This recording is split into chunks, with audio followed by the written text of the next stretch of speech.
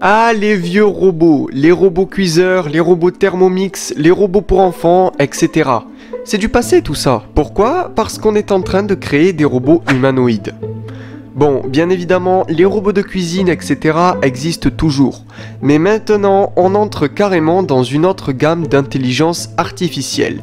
Et plus les années vont passer, plus les robots vont s'améliorer et plus ils seront à même de communiquer et d'avoir une intelligence de plus en plus grande. All of us at Hanson Robotics. As 2018 approaches, I'd like to express my gratitude for development all across the world, especially in the fields of robotics and artificial intelligence. My dream is that these technologies can be used to build a better shared future. Bon, comme vous l'avez vu, on va aujourd'hui parler des robots et plus précisément des robots ayant une intelligence artificielle. Je trouve selon moi que ce sujet est important car on est en 2019 et que déjà certaines entreprises basées sur la technologie ont développé des robots super intelligents dits humanoïdes.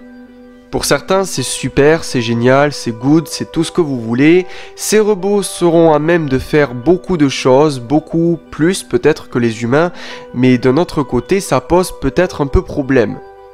Personnellement, est-ce que vous vous voyez cohabiter avec des robots ?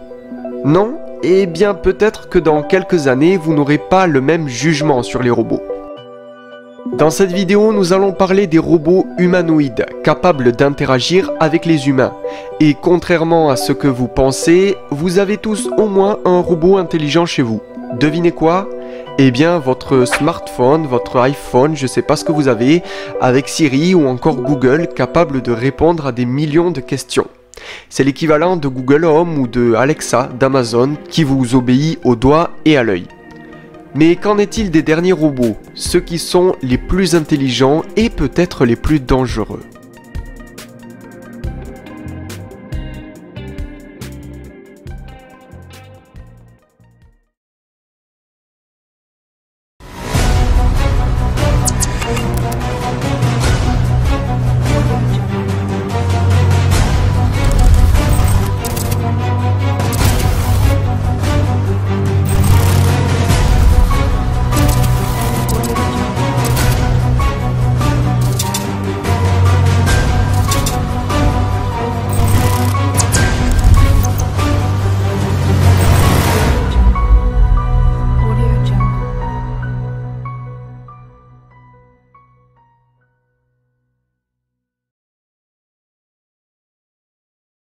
Bon, on commence avec un peu d'histoire comme dans chaque vidéo.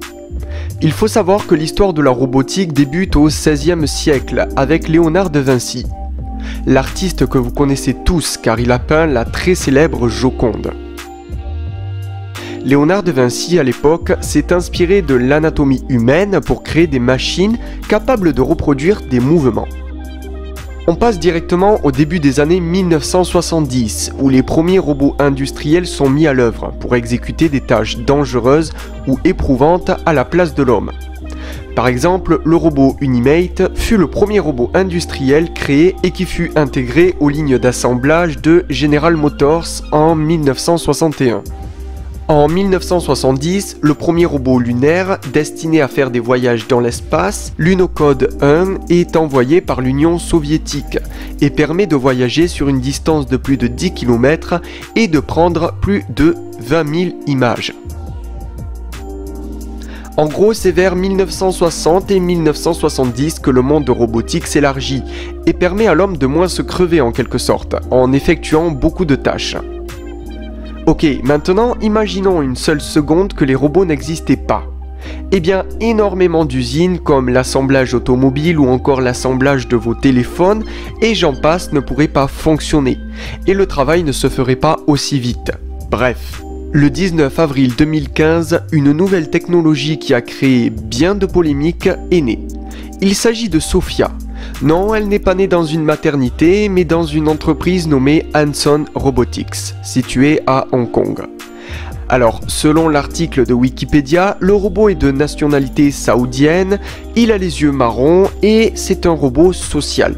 Ok, clairement, on ne parle plus de robots, mais d'humains, véritablement, ou alors d'humanoïdes, pour être un peu plus concret.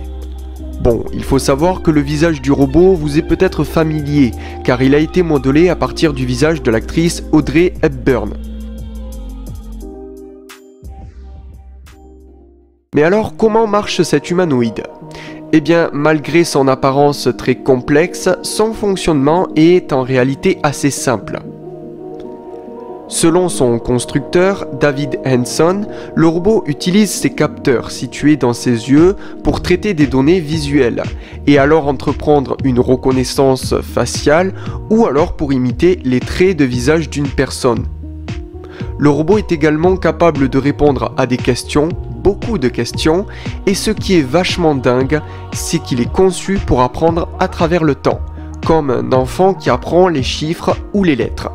David Hanson a annoncé que ce robot servirait à tenir compagnie aux résidents de maisons de retraite ou encore pour aider les touristes à se retrouver dans de grands lieux. Le robot humanoïde Sophia est notamment capable d'interagir avec les humains grâce à un logiciel d'intelligence artificielle développé par SingularityNet. Son programme d'intelligence artificielle est pensé pour analyser les conversations et extraire les données qui lui permettraient ainsi d'améliorer ses futures réponses. L'humanoïde Sophia est régulièrement passé à la télé et beaucoup de personnes pensent que l'intelligence artificielle va trop loin et que l'humain devrait en quelque sorte se calmer sur ce point-là. I'm only one still. I have a long ways to go. And what is your job? I really want to make a difference in the future and try and help people to develop empathy and respect each other and robots alike. What do you do? Allez, dites-moi en commentaire ce que vous pensez de tout cela. Vos idées sont les bienvenues et moi je vous dis à dans quelques jours pour une nouvelle vidéo. Salut tout le monde.